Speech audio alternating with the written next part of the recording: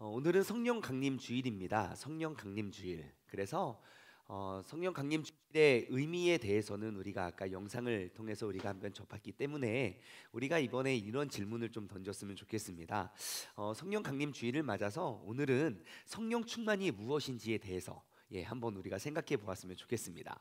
여러분, 성령 충만이 무엇일까요? 성령 충만이 무엇입니까? 여러분 어떻게 생각하십니까? 우리가 늘 성령 충만하자 이야기를 참 많이 하는데 성령 충만한 게 뭡니까? 우리가 항상 그러잖아요. 성령 충만하세요. 여러분들은 성령 충만이 뭐라고 생각하십니까? 나는 가만히 있으면 성령님께서 막 모든 걸 해주시는 게 성령 충만일까요? 아니면 어떠한 이적과 기적, 그런 표적들이 나타나는 게 성령 충만일까요? 성령 충만의 모습일 수는 있지만 그럼 그거 나타나지 않으면 성령 충만이 아닐까요? 성령 충만이 뭘까요? 우리가 성령 충만을 간구하고 사모하는 마음일까요? 그러면 내가 간구하지 않은 때는 성령 충만할 수 없는 거예요?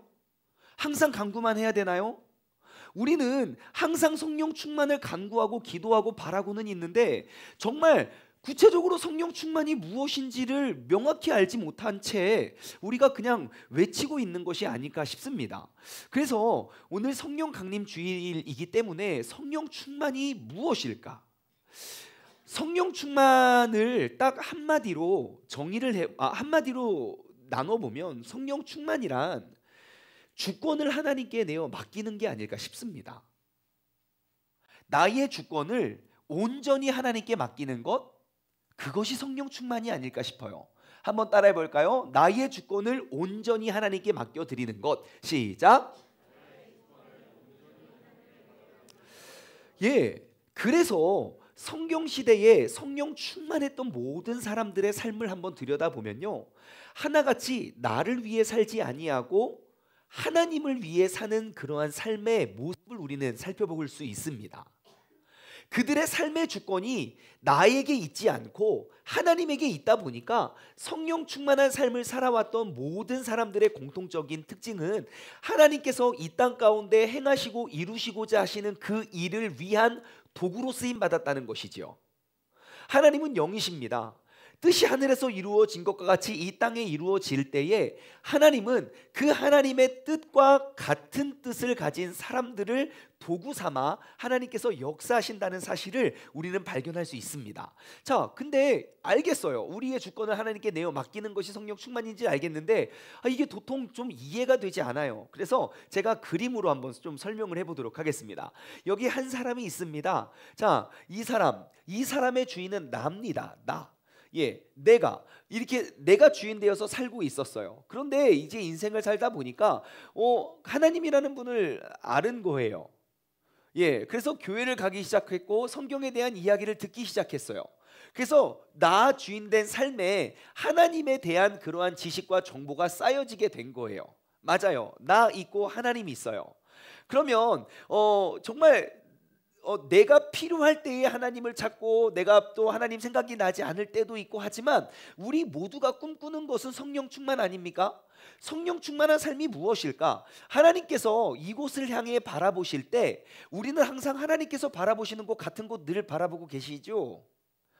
아니에요. 그렇기가 참 어려워요. 그래서 우리의 삶을 바라보면 하나님은 분명 이쪽을 바라보시는데 우리가 다른 곳을 바라보고 있는 것 같아요. 하나님께서 원하시는 것이 있지만 내가 그 원하는 것을 하기가 쉽지가 않아요. 그러면 우리가 생각해요. 하나님, 난 성령 충만하길 원합니다. 성령님 이 시간 내 안에 오셔서 우리를 변화시키고 하나님의 뜻대로 이끌어 주십시오 라고 기도를 하면 성령 충만이 무엇일까요? 하나님과 내가 다른 곳을 바라보고 있던 나의 시선을 하나님께 돌리는 것. 여러분, 이거 성령 충만일까요?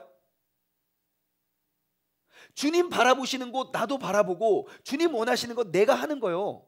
성령 충만입니까? 맨입니까? 이게 아멘입니까? 노맨입니까? 우리가 흔히들 이렇게 생각하는 것 같아요. 하나님께서 원하시는 것 내가 하길 원하고 하나님 원치 않는 거 내가 원치 않습니다. 그러면 질문이요. 여러분, 이게 가능합니까?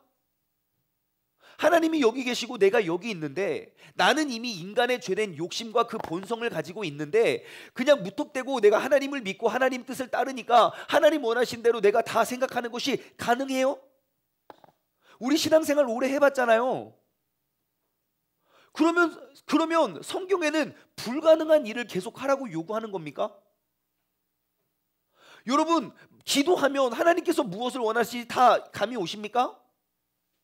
지금 이 시간 주님께서 하시는 게 뭘까요? 이번 한 주 동안 나를 통하여 하나님께서 계획하신 일들이 무엇이었을까요? 여러분 다 이루며 사셨습니까? 우리가 막연히 생각하고 있는 성령 충만의 모습이 이러한 모습이 아닐까 싶어요. 불가능한 것, 구하는 거. 여러분, 이 그림만으로는 우리가 이야기하는 성령 충만한 삶의 모습을 설명하기는 저는 부족하다고 생각해요. 성령 충만한 삶이 무엇일까요? 저는 한 장의 그림으로 이렇게 설명할 수 있을 것 같아요. 내 안의 주인이 하나님 되시는 게 성령 충만한 거예요. 이미 내가 가득 자리하고 하나님에 대해서 내가 듣고 하나님에 대해서 깨달으면 깨달을수록 하나님과 점점점 가까워지는 삶이 아니라 내가 주인인 삶이 아니라 하나님이 주인 되시는 삶이요. 그러면 내가 원하는 것과 하나님이 원하는 것이 같음과 다름에 대한 고민이 필요하지 않습니다. 내 주인이 하나님이 되시면요. 여러분, 성령 충만한 삶은 단지 나의 시선을 바꾸는 것이 올바른 설명은 아닌 것 같아요. 확실한 성령 충만한 삶, 내 주인을 바꾸는 것입니다. 이렇게 되면 하나님께서 어디를 바라보시는지, 어디에 마음을 쏟으시는지 우리가 고민하지 않아도 돼요. 내 안의 주인이 하나님이면. 내가 열심히 생각하고 열심히 구하지 않아도 돼요. 너무 자연스럽게 이루어질 것이기 때문입니다.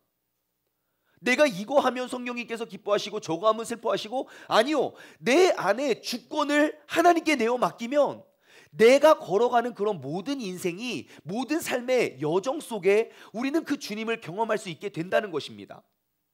여러분, 그리스도인이 된다는 것, 그것은 바로 나를 두고 하나님에 대해서 알아가는 것이 아닙니다. 그리스도인이 된다는 것은 내 삶의 주인이 바뀌는 것입니다. 내가 주인 되는 삶으로부터 하나님이 주인 되시는 삶으로. 여러분, 오늘 이 시간 하나님께서 내 삶의 주인이 되어 달라고 우리가 고백할 수 있는 그러한 놀라운 예배가 되기를 주님의 이름으로 간절히 소망합니다. 여러분, 이 그림을 딱 보시고 그리고 성경의 사건들을 한번 돌아보십시오. 그러면 성경에 기록되어 있는 그 기록된 우리가 생각하고 우리가 알고 있는 성령 충만해 보이는 사람들의 삶의 모습이 너무 매우 이해가 돼요. 여러분, 요한복음, 우리가 얼마 전에 요한복음 살펴봤는데요. 요한복음에 기적이 몇 개 기록하고 있죠. 요한은 7기적이 기록되어 있어요. 그 7기적 중 첫 번째 기적이 뭡니까? 예, 물이 포도주로 바뀌는 사건이지요. 여러분 아시다시피 요한복음은 마태, 마가, 누가 그 공관복음이 다 쓰여진 한참 이후에 그것들을 다시 돌아보고 점검하면서 쓰여진 책이에요. 사도 요한이 딱 7개의 기적을 심을 때 그 중에 가장 먼저 첫 번째 되는 기적이 가나안 혼인잔치, 그 물이 변하여 포도주 된 기적을 예수님의 기적 첫 번째로 기록한 데는 이유가 있지 않겠습니까? 여러분, 그러면 그 물이 포도주로 바뀐 그 기적의 핵심이 무엇입니까? 거봐, 예수님은 잔치집에 술을 마셨다니까. 그게 아닌 거 아시죠? 예, 야, 세상에 없는 더 좋은 술을 만들어주신 분이 예수님이야. 여러분, 그거 아닌 거 아시죠? 여러분, 물이 변하여 포도주가 된 것, 물을 떠다가 예수님께 가져갔더니 포도주가 되어서 나온 것, 그것은 무엇을 의미합니까? 예?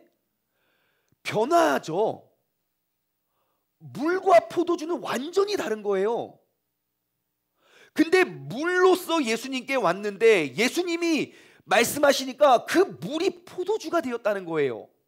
나의 옛사람과 옛자아를 가지고 왔지만 내가 예수님과 함께하면 그 물로서 살아왔던 모든 것이 그 순간 포도주가 되어서 나아가는 거예요. 여러분, 우리의 삶의 주인이 바뀐다는 건 바로 그러한 것입니다. 아무리 내가 있고 그 다음에 하나님에 대한 것들을 듣는 게 아니라 내가 물로써 나아오더라도 포도주가 되어서 돌아가는 것이요. 그것이 예수님을 만난 사람의 특징이에요. 완전히 새 사람이 되는 것이죠. 여러분, 그리고 사도행전 2장에 성령 충만해진 사람들의 사건을 한번 돌아보십시오. 아까 우리가 영상을 통해 봤죠. 성령 충만했을 때 3,000명이라는 사람이, 옛날에는 구약에서는 죽었지만 신약에서는 3,000명이라는 사람이 살아났어요. 그래서 사도행전 2장 오순절 사건을 들여다보면 2장 41절 말씀 보면 그때의 베드로의 설교를 듣고 변화된 사람이 무려 3,000명이나 되었더라 그래요. 자, 3,000명이라는 새신자들이 있었습니다. 아마 그 3,000명은 대부분 다 남자였을 확률이 큽니다. 그러니까 실제로 변화되고 침례받고 회복된 사람은 그보다 훨씬 많은 숫자가 될 수 있을 것입니다. 자, 그 3,000명이나 되는 그럼 수천 명의 사람들이 모여서 신앙생활하는 그 신앙생활의 모습을 성경은 이렇게 기록합니다. 사도행전 2장 42절부터 46절 말씀을 보시면요, 보십시오. 그들이 사도의 가르침을 받아 서로 교제하고 떡을 떼며 오로지 기도하기 힘씁니다. 한두 명이 아니에요. 모여있는 모두가 사도의 가르침을 받은 사람들이 서로 교제를 했고 서로 떡을 뗐고 오로지 기도하기에 힘썼어요. 근데 그 사람들이 한두 명이 아니에요. 수천 명의 사람들이에요. 여러분, 어떻게 서로가 함께 교제하고 떡을 떼고 기도하기 힘썼을까요? 서로에 대한 삶에 모여있던 그들은 어떠한 선입견과 편견이 없었습니다. 변화된 그 모인 무리들은요, 그 순간 그들은 하나가 되었습니다. 이것뿐만이 아니에요. 43절, 사람마다 다 두려워하는데, 왜냐하면 그곳에 많은 기사와 표적들이 나타났어요. 그 다음에 성도들이 어떻게 합니까? 44절, 믿는 사람들이 다 함께 있어 물건을 서로 통용하고, 네 거 내 것이 아니라 물건을 서로 통용하고, 또 재산과 소유를 팔아서 각 사람의 필요를 따라 나눠줍니다. 그것도 부족해서 날마다 마음을 같이하여 성전에 모이기를 힘썼고, 이제 그 교제가 집에까지 연장이 되어 확대가 되어서 집에서 떡을 떼며 기쁨과 순전한 음식으로 먹었습니다. 여러분, 그들은 날마다 마음을 같이하여 모이기에 힘썼다고요. 내가 친한 몇 사람이 아니라 성령님 안에서 새로워진 성령 충만한 모든 사람들이요. 그 사람들을 언제부터 알아왔다고 내 물건을 나눕니까? 얼마 동안 사귀어왔다고 내 모든 것들, 재산을 팔아서 필요한 사람 나눠주었습니까? 그럼 어떻게 이것이 한순간 가능해졌을까요? 그들은 내가 주인된 삶에 하나님에 대한 지식을 한번 입력해 볼까요? 여러분, 우리 모두가 항상 인사할 때마다 우리 나중에 천국에 다 같이 가서 영원히 함께 할 사람이니 지금부터 좀 가깝고 친하게 지내자고 제가 4년 내내 설득하고 있는데 아직도 인사가 너무 이게 그렇지 않습니까? 예? 저 진짜 친해질 때까지 계속 시킬 거예요. 예? 여러분, 사람의 말로 설득해가지고는 우리가 하나 되기 어렵습니다. 어찌 보면 불가능하다는 게 맞는 거일 거예요. 사람마다 생각이 다르니까요. 다 주인이 다른데요. 중요한 게 다르고, 그러니 그 사람들을, 그 몇천 명이나 되는 사람들을 쫓아다니면서 구제해야죠, 나눠줘야죠, 떡을 떼야죠, 교제해야죠, 모이세요. 그거 쫓아다니면서 설득하면 그거 다 설득이 되겠습니까? 이 많은 사람들이 절대 안 되죠. 하지만 주인이 바뀌면 가능할 거예요. 한순간 가능할 거예요. 이전에는 내가 주인이고 내가 원하는 대로 살았지만 성령님이 내 안에 임하시니, 나의 주인을 그분께 내어 맡기니 그들이 기뻐하는 것, 그들이 즐거워한 것, 함께 기뻐하고 함께 즐거워하고 함께 그 주님의 뜻을 이루어가게 되는 거예요. 이것은 많은 설명과 많은 교훈과 교육이 필요한 것이 아닙니다. 내 안에 주인 되시는 성령님께 나의 삶을 내어 맡기면 너무 자연스럽게 이루어지게 된다는 것이에요. 여러분, 우리가 지금 소망하는 것 바로 성령 충만입니다. 성령 충만은 성령님의 능력에 대해서 우리가 배우고 듣는 것이 아닙니다. 나의 주인을 바꾸는 거예요. 여러분, 오늘 이 시간 내 삶의 주인을 주인으로, 우리 성령님을 내 삶의 주인으로 모실 수 있는 그러한 결단의 시간이 되기를 주님의 이름으로 소망합니다. 오늘 이 시간, 이 자리가 내 삶의 주인이 온전히 바뀌어질 수 있는 그러한 능력의 시간이 되기를 소망합니다. 저는 이 성령 충만, 성령 강림 주일을 맞아서 우리가 함께 생각해보고 살펴보고자 하는 그 본문 말씀을, 저는 사도행전 2장을 본문으로 하지 않았고요, 부자 청년 이야기, 아마 교회를 좀 다니신 분이라면 그 잘 알려진 내용의 그런 설교가 아닐까, 내용이 아닐까 싶어요. 제가 이 부자 청년을 모시고 왔습니다. 굉장히 돈이 많아 보이죠? 이 부자 청년, 제가 간략하게 이 부자 청년 이야기를 조금 설명해 드리면, 한 명의 부자 청년이 있었습니다. 근데 이 부자 청년이 정말 보통 사람이 아닙니다. 얼마나 대단하냐면 오늘 본문 말씀 17절 한번 보겠습니다. 예수님께서 길에 걸어가실 때에 한 사람이 달려와서 꿇어 앉아 묻자오되 선한 선생님이여 내가 무엇을 하여야 영생을 얻으리까 그래요. 자, 한 명의 부자 청년이 어떠한 자세로 나왔습니까? 달려왔어요. 여러분, 성경을 보실 때 뛰어다닌 사람들 한번 찾아보십시오. 그렇게 많지 않습니다. 2000년 전에 유대 사회, 골목도 좁고요, 주인 되는 삶, 특히 돈이 많은 부자들은요 절대 뛰어다니지 않았습니다. 그것이 문화였어요. 우리가 뭐 2000년 전 볼 것도 없어요. 100년 전 조선시대에 양반들 뛰어다니는 거 보셨습니까? 모든 드라마, 영화, 뭐 사극 다 통틀어서 여러분, 양반들은 뛰지 않습니다. 오호, 뭐 그리 급한 거 있다고 천한 것들이나 뛰어다녔어요. 하물며 2000년 전에 그 돈이 많은 부자 청년, 여러분, 달려왔다는 것은 무엇을 이야기할까요? 주님을 만나고자 하는 그 사모함과 그 열정이 누구보다도 뛰어났다는 것을 말하고 의미하고 있겠지요. 여러분, 신약 성경에 달려왔다는 표현 한번 찾아보세요. 귀신 들려서 빨개 먹고 달려가고 뭐 이런 것 빼고는 정말 주님을 만나기를 간절히 바랬던 대표적인 인물 삭개오도 그와 마찬가지죠. 그가 달려서 주님께서 가실 그 길 앞에 뽕나무 위에서 기다리고 있어서 주님께서 그를 만나 주시잖아요. 이 청년도 마찬가지예요. 내가 그 소문으로만 듣던 그 예수라는 사람을 만나면 내 인생이 달라질 수 있을까? 내가 정말 그 구원을 이 땅 가운데서 누릴 수 있을까? 그러한 기대함을 가지고 달려나갔어요. 여러분, 오늘 이 자리에 어떻게 나오셨습니까? 달려 나오셨지요? 예, 주일이다. 나 주님께 말씀 들으러 가야지. 오늘 성령 강림, 이렇게 나오시기를 주님의 이름으로 소망합니다. 가자. 아유, 성령 주시고 나발이고. 여러분, 주님께 달려 나오시기를 바랍니다. 기대함으로, 소망함으로. 이 청년은 그냥 달려온 뿐만 아니라 예수님을 보자마자 그 앞에 꿇어 엎드립니다. 그리고 무엇을 구하냐? 영생을 사모해요. 내가 무엇을 하여야 영생을 얻습니까? 여러분, 구원을 얻기 위해 내가 처음 보는 그 사람 앞에 엎드렸다는 거예요. 여러분, 이 시간 엎드림의 자세로 나아오셨지요? 지금 제가 아니라 예수님께서 이 시간 설교해도 똑같은 모습으로, 똑같은 표정으로 예배 드리시는 거 맞죠? 예수님이면 내가 눈 크게 뜨고 저니까 조는 신용하고 그런 거 아니죠? 예? 여기 앞에 누가 섰든 어떠한 모습이든 주님 앞에 엎드림으로 나아오신 우리 모두가 되었으면 좋겠습니다. 여러분, 엎드림은 무엇을 의미할까요? 주인과 종을 상징하겠죠. 이 당시 이 시대에 엎드릴 수 있는 주인은 없습니다. 오직 종만 엎드립니다. 예배가 무엇입니까? 종이 주인의 발등에 엎드려 입맞춤을 하는 그것이 예배라는 단어의 기원이잖아요. 예배는 엎드리는 것입니다. 주님 앞에 엎드림으로 나아가시기 바랍니다. 여러분, 한국 교회가 왜 이렇게 무너지고 힘을 잃고 쓰러지는지 아십니까? 주님을 믿고 주님의 말씀을 사모하는 자들의 그 엎드림의 사모함이 너무 이렇게 무뎌졌기 때문이 아닐까 저는 싶습니다.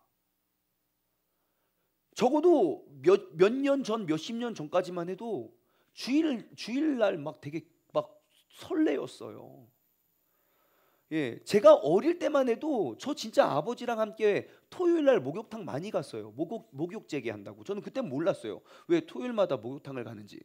이제 알겠더라고요. 주일을 맞기 위해 준비했습니다. 그런데 그 예배가 무너지고 하나님의 말씀이 떠난 그 그리스도인들 가운데 코로나를 딱 맞았어요. 우리가 뭘 발견했냐면 그 이전에 우리가 예배 참 잘 드렸는데 나 믿음 좋은 줄 알았는데 가정에서 막상 예배 드리려고 보니까 가정에 예배 세우기가 너무너무 힘들다는 걸 깨달았어요. 그래서 어떻게든 우리의 예배를 회복하자 한국 교회 모든 교회들이 막 그런 운동을 일으켰어요. 그런데 코로나가 길어졌네요. 그러한 예배가 지금 6개월이 되고 1년이 되고 1년 반이 됐으면 지금 적어도 영상으로 예배를 드리는 우리들의 모습은 온전히 내가 지금 가정에서 드리는 이 예배가 하나님 보시기에 조금도 부끄럽지 않은 완벽한 예배가 회복되어 있어야 됩니다. 근데 참 안타까워요. 우리도 영상 예배 드려봐서 알잖아요. 요령만 늘어가지고요. 코로나 처음 터졌을 때 가정에서 예배 드릴 땐 그래도 제일 큰 화면에 똑바로 앉아서 옷도 다 차려입고, 여러분 우리 지금 줌 껐어요. 끈 줄 아세요? 아무도 안 들어와요. 내 예배 태도의 모습을 사람들에게 보여주기가 부끄럽거든요. 야, 줌 안 들어가도 돼. 어차피 유튜브 틀어놓고 다른 거 다 틀어놓고 다 켜놓고 보시잖아요. 내가 엎드림으로 주님 앞에 나아가고 계십니까? 그러면서 우리가 성령 충만을 간구하고 기도하고 계십니까?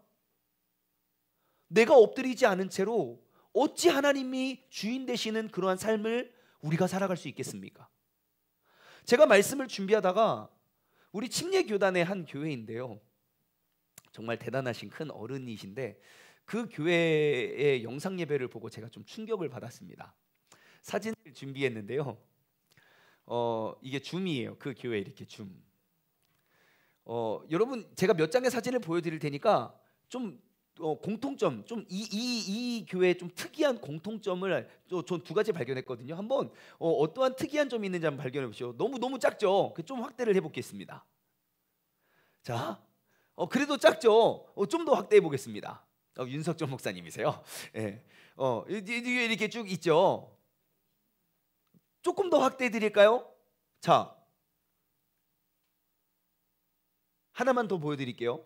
자, 여러분 이 교회의 특이한 점이 뭡니까? 뭘 발견하셨나요? 예? 일단 앉아 있는 자세가 다 똑같잖아요.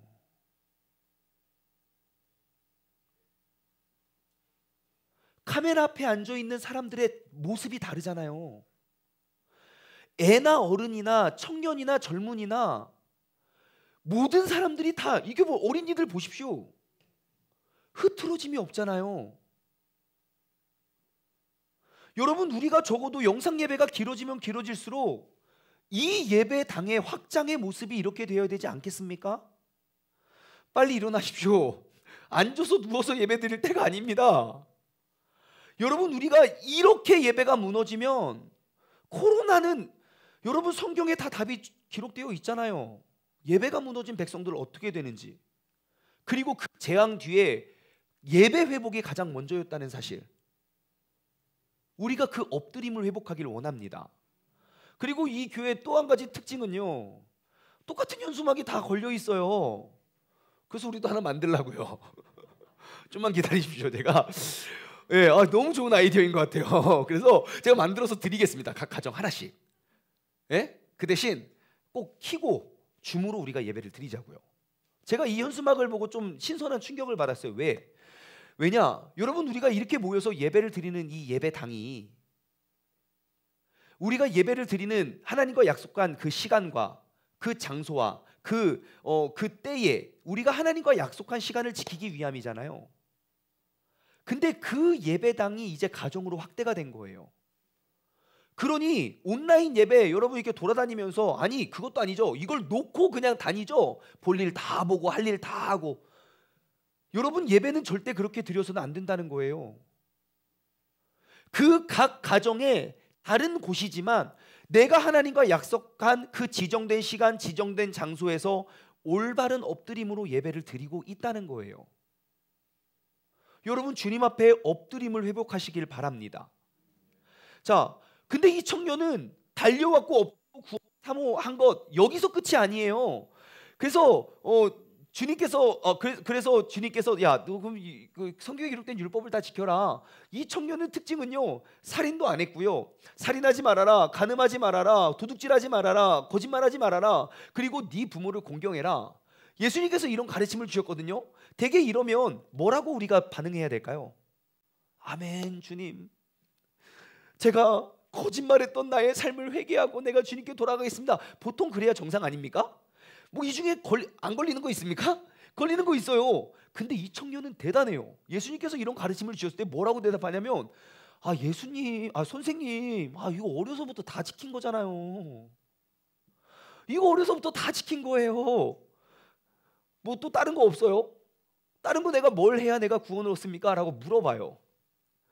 여러분, 우리가 이 부자 청년 이야기를 들으면서 은혜 받지 못하는 대목이 바로 이런 거 아닙니까?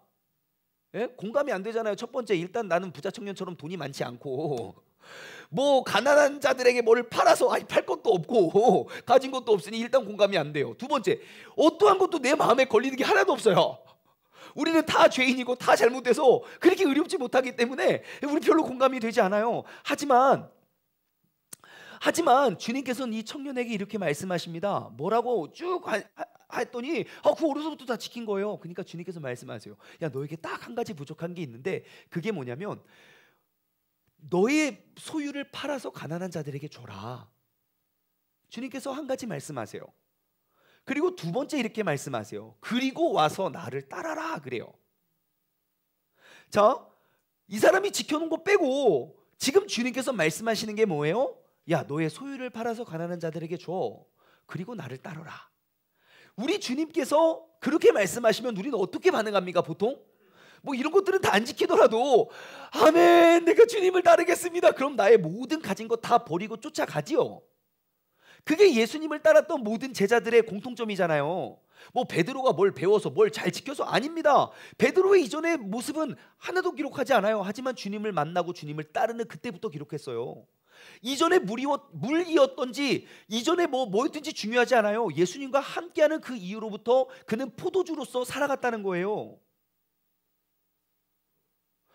주님께서는 그렇게 말씀하세요. 야, 너에게 한 가지 부족한 것이 있다. 내게 있는 것을 팔아 가난한 자들에게 줘라. 그리고 주님께서는 그 청년을 나의 제자로 생각하시고 그를 초청하시죠. 그런데 결론이 이상해요. 오늘 본문 말씀 22절 말씀 한번 보겠습니다. 자, 그 사람은 재물이 많은 고로 이 말씀으로 인하여 슬픈 기색을 띠고 근심하며 가니라 그래요. 주님께서 좀 띄워주세요. 예, 중요한 말씀이잖아요. 우리가 이 말씀으로 인해서 슬픈 기색을 띠고 근심하며 갔다는 거예요. 무엇을 말합니까? 이 청년에게 있어서는 주님의 말씀이 들리지 않았다면 오히려 더 좋았을 거 아닐까요? 지금 주님께서 하시는 말씀으로 인하여 슬픈 기색을 띠고 근심하며 돌아갔대요. 여러분, 이 부자 청년의 이야기의 교훈이 뭡니까? 이 청년 뭘 잘못했습니까? 구제를 안 한 게 잘못일까요?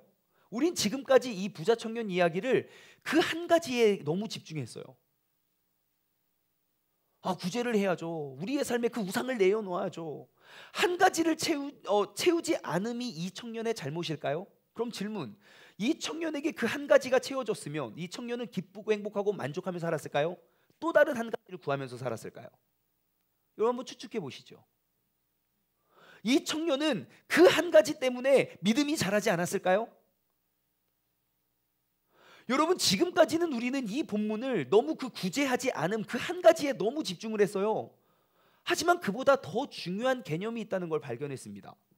여러분, 이 청년의 잘못이 무엇입니까?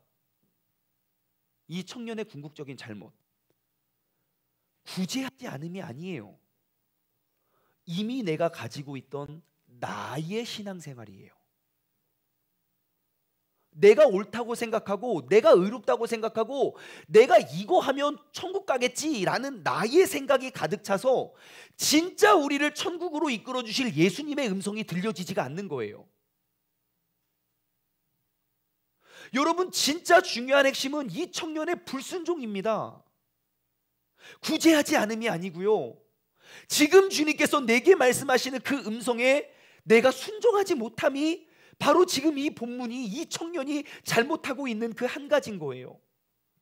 내가 생각해왔던 내 기준의 신앙생활을 지키기 위해 지금 주님께서 내게 요구하시는 그 음성에 내가 순종하지 못함이요, 내가 이전에 물로서 살아왔던 그런 모든 고정관념과 그러한 마음과 그러한 생각 때문에 지금 주님께서 나를 포도주로 변화시켜 주시길 원하는데, 아유 알겠고요, 근심하며 돌아가는 게 우리의 모습이 아닌가 싶습니다. 이미 내가 만들어 놓은 신앙생활, 이 틀 때문에 내가 주님의 제자가 되기가 어려운 거예요. 여러분, 지금 이 청년에게 필요한 건 너가 이전에 얼마나 잘 그 말씀을 잘 지켰느냐, 그것이 아닙니다. 지금 내게 구원으로 이끌어 주시는 예수님의 말씀에 순종하냐 순종하지 않느냐에 있습니다. 여러분, 이 청년은요, 훌륭한 신앙인이 될 수 있을지는 몰라도 확실한 건 예수님의 제자는 될 수 없다는 것입니다. 오늘날 한국교회 그리스도인들을 보십시오. 하나같이 훌륭한 신앙인이 되기 위해선 열심히 신앙생활하는 것 같아요. 한번 물어보십시오. 나는 예수 그리스도를 따르는 제자입니까? 한국교회가 왜 무너지고 왜 세상으로 손가락질을 당할까요? 교인, 신앙인이 없어서가 아닙니다. 제자가 없기 때문입니다. 그럼 우리는 왜 이렇게 완벽해 보이는 청년은 왜 제자가 되지 못했습니까? 내가 이미 세워놓은 그 틀이 너무 완벽하기 때문이죠. 내가 하고 싶은 대로, 혹은 내가 하고 싶은 것만, 내가 보고 싶은 것만, 어려서부터 그것을 잘 지켜왔기 때문에 누가 봐도 멋지고 훌륭한 크리스찬의 모습으로 보여지지만 정말 결정적인 순간에 내게 허락하여 주시는 그 예수님의 음성에 순종하지 못하는 사람이 되어버렸습니다. 여러분, 예수님의 제자가 되는 건 내가 이전에 무엇을 가지고 있어를, 무엇을 행했어를 자랑하는 것이 아니라 지금 내게 말씀하시는 그 말씀에 순종하는 것입니다. 우리가 그냥 아멘으로 받고, 맞아, 아멘은 아멘인데 아유 어떻게 그거 그렇게 해. 여러분, 그렇게 한번 도전하는 것이 바로 예수님의 제자의 삶입니다. 부자 청년과 같이 분명히 구원을 사모하고 사모함으로 나와 엎드림으로 나아가지만 결국 말씀에 대한 순종이 되지 않아 예수님의 그 가르침, 이 청년을 여태까지 이것 다 지키고도 고민하고 근심하던 청년에게 참 자유와 기쁨을 주길 원하셨던 그 예수님의 가르침에 아까 22절 말씀 뭐라고 합니까? 결국 이 말씀으로 인하여 슬픈 기색을 띠고 근심하며 가니라. 여러분, 예수님의 제자들은요, 예수님의 말씀에 의해서 기쁨과 자유함을 얻었습니다. 오늘 이 시간 나의 모습을 한번 점검해 봅시다. 나는 훌륭한 신앙인입니까? 예수님의 제자입니까?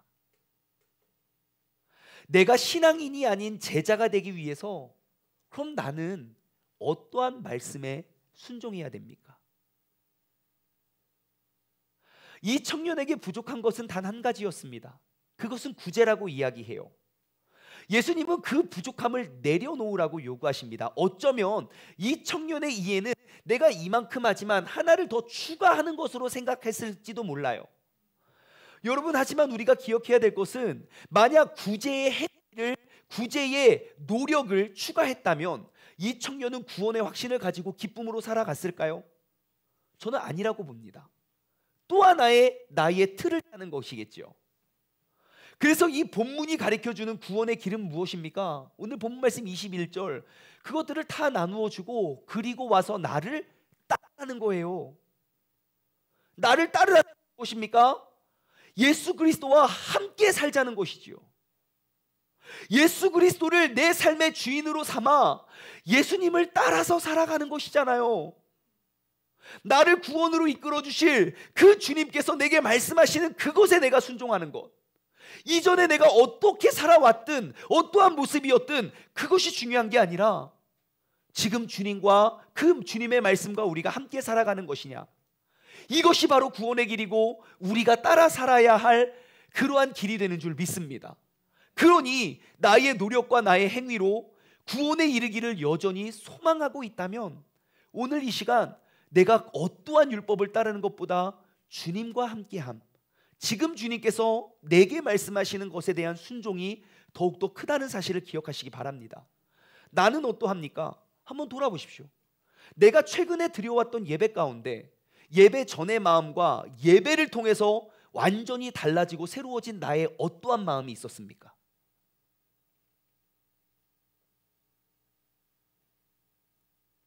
내가 예전에는 이 문제 때문에 너무 근심과 염려와 걱정이 가득해서 주님 앞에 나와서 간절히 구하고 돌아갔을 때 내가 참 자유를 얻으셨습니까?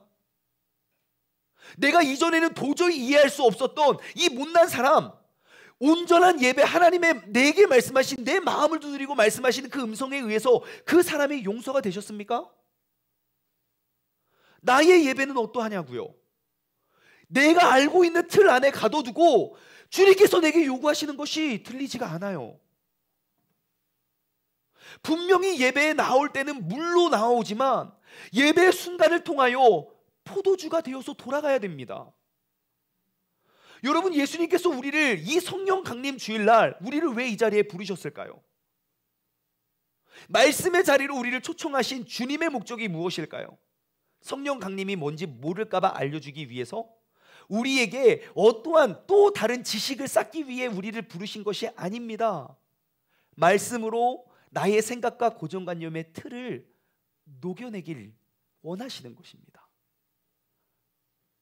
이 시간 이 자리로 말미암아 우리가 새 사람이 되고 예수 그리스도의 제자를 삼으시길 원하시는 주님의 목적이 있음을 기억하시기 바랍니다.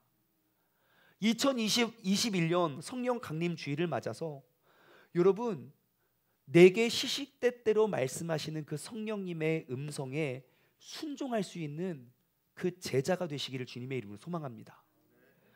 내가 이미 가지고 있던 내 기준의 신앙생활에 갇혀서 주님께서 내게 마음의 문을 두드리시면서 내게 계속 말씀하시는 그 음성을 듣고도 나의 삶을 바꾸어내지 못하는 그러한 종교인이 되는 것이 아니라, 이전에 내가 어떠한 경험과 어떠한 생각과 어떠한 마음을 가지고 나왔더라도 얼마나 깨끗한 물이었던 더러운 물이었던 그것이 중요한 것이 아니라 주님과 더불어 완전히 다른 존재로 살아갈 수 있는 예수 그리스도의 참 제자가 되시기를 소망합니다. 이제는 더 이상 더 좋은 믿음을 위해서, 더 멋진 신앙생활을 위해서 내가 무엇을 더 하려고 들지 마십시오. 아무리 내가 있고 수십 가지를 더 붙여도 내 삶의 주인이 내 삶의 주인이 하나님이 되지 않고서는 우리는 어떠한 것을 더 해도 우리는 절대로 주님의 제자가 되기는 어렵습니다. 오늘 이 시간 내 삶의 주인을 주님으로 모실 수 있는 우리 모두가 되었으면 좋겠습니다. 그리고 그 주님께서는 내게 끊임없이 말씀하실 거예요. 그래서요, 성령 충만한 삶은요, 하나님의 말씀을 떨어져서 살 수가 없습니다. 그래서 우리가 매일매일 말씀을 묵상하자고, 매일매일 성경을 통독하자고, 매일매일 우리가 말씀을 암송하자고, 우리가 그런 운동을 열심히 하는 거예요. 그것이 성령 충만한 삶의 길이기 때문이죠. 예수님의 제자로서 살아가기 위해서는 내가 생각하는 그 몇 가지의 행위를 지키는 것이 신앙생활이 아니라 주님께서 매일매일 나의 삶을 이끌어 주시는 그 이끄심 속에 내가 매일매일 엎드림으로 나아가는 것이겠죠. 여러분 어떠하십니까?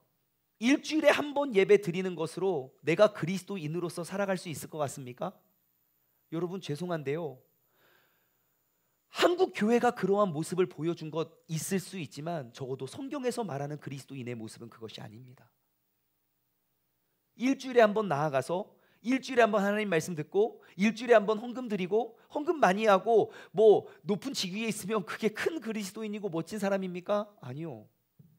그것 역시 내가 알고 한국 교회가 내가 보고 자라왔던 하나의 틀이 될 수밖에 없습니다. 그래서 우리는 더욱더 말씀에 집중하시기 바랍니다. 성경에서 축복받는 모든 길 단 한 번도 달라진 적 없고 그 기준이 바뀐 적도 없어요. 하나님의 말씀을 주야로 묵상하여 그것을 즐거워하는 자로다. 좌로나 우로나 치우치지 않고 오직 주님의 말씀대로 따라가는 것. 너희는 이 율법책을 부지런히 가르치라고. 그렇게 명확히 성경은 이야기하고 있는데 우리의 삶이 그렇게 적용되지 않는 이유, 오늘 이 시간 그것을 녹여낼 수 있는 시간이 되길 소망합니다. 여러분, 오늘 본문 말씀 이후에 이 부자 청년은 다시금 성경에는 등장하지 않습니다. 어디에서도 이 청년의 모습을 볼 수는 없습니다. 하지만 우리가 한번 상상해 봅시다. 이 부자 청년이 예수님을 근심하면서 떠나가서 이후에 참 기쁨과 자유를 얻었을까요? 아니면 계속 근심하면서 살아갔을까요? 아마 근심하며 살았을 것 같아요. 그럼 우리가 알 수 있습니다. 예수님의 제자가 된다는 것, 그것은 엎드림보다 더 중요한 것, 율법을 지키는 것보다 더 중요한 건 지금 내게 허락된 말씀에 순종하는 것입니다. 지금 이 시간 내 마음을 두드리시고 나에게 말씀하시는 그 주님의 음성에 우리가 순종함으로 나아갈 수 있는 성령 충만한 우리 모두가 되기를 주님의 이름으로 소망합니다. 적용 질문을 드립니다. 첫 번째, 여러분, 나는 훌륭한 신앙인입니까? 아니면 예수님의 제자입니까? 내가 훌륭한 신앙인이 되기 위하여 여러분 이렇게 신앙생활 하십니까? 아니면 예수님의 제자가 되기 위하여 신앙생활 하십니까? 그렇다면 여러분 제자가 되기 위해서 우리는 어떤 말씀에 순종해야 될까요? 여러분 그거 아십니까? 하나님이 내게 요구하시는 거요, 한 번 말하고 안 들으면 하나님 포기하지 않으십니다.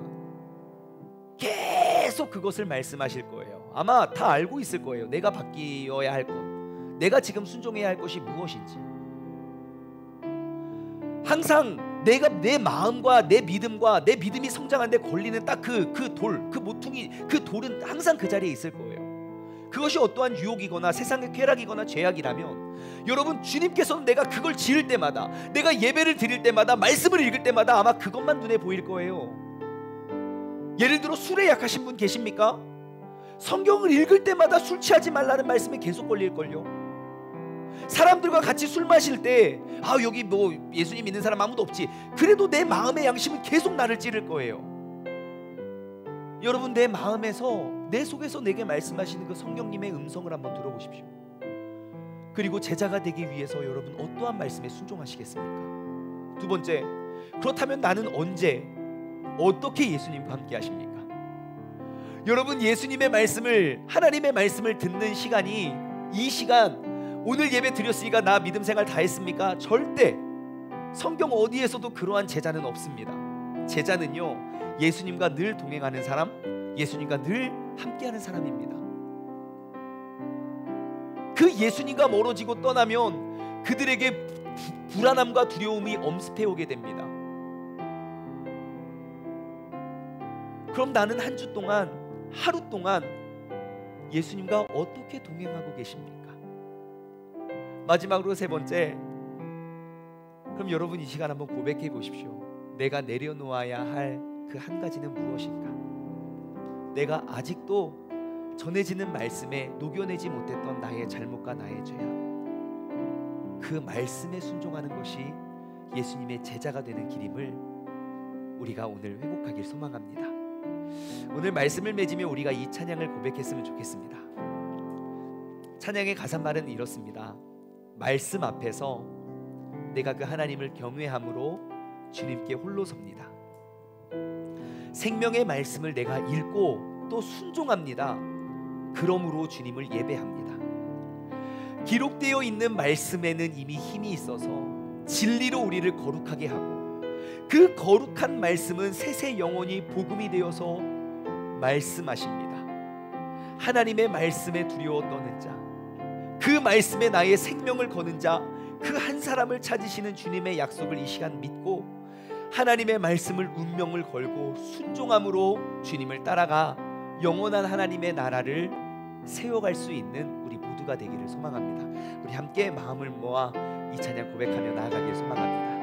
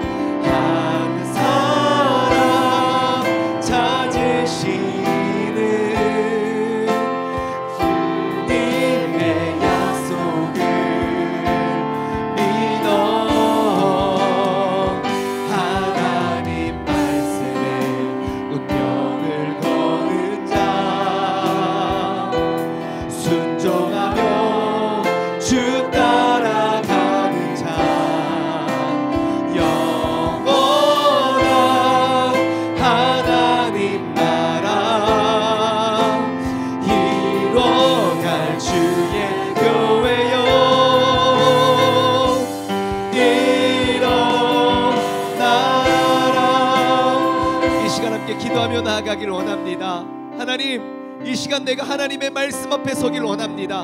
내가 여태까지 알아왔던 이야기를 또 듣고 또 우리가 지식을 쌓는 것이 아니라 이미 내가 물처럼 살아왔더라도 이 시간 이 자리에 내게 말씀하여 주시는 주님의 음성에 내가 순종하며 나아갈 수 있는, 그로 말미암아 이 예배 이전과 이후가 완전히 달라지고 새로워질 수 있는 믿음의 사람 되게 해달라고 다같이 주님의 이름 한번 부르짖고 합심하여 기도하겠습니다.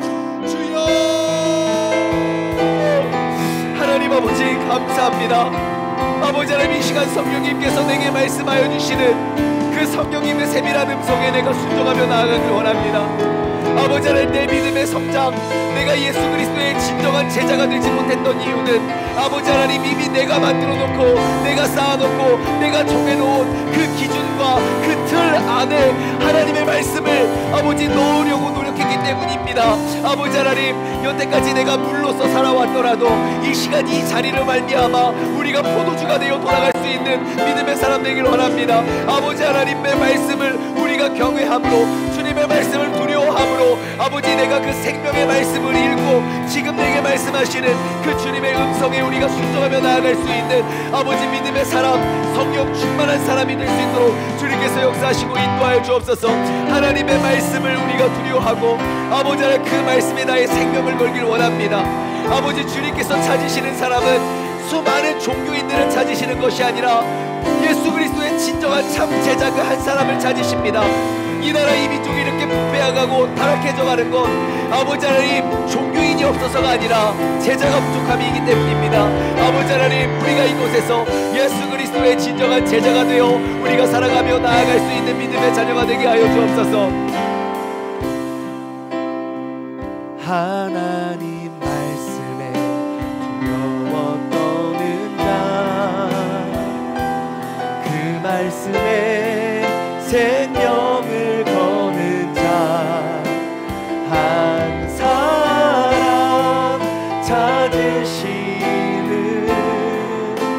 주님의 약속을 믿어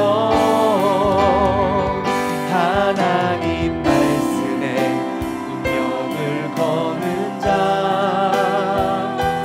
순종하며 주 따라가는 자, 영원한 하나님 나라 이뤄갈 주의 교회여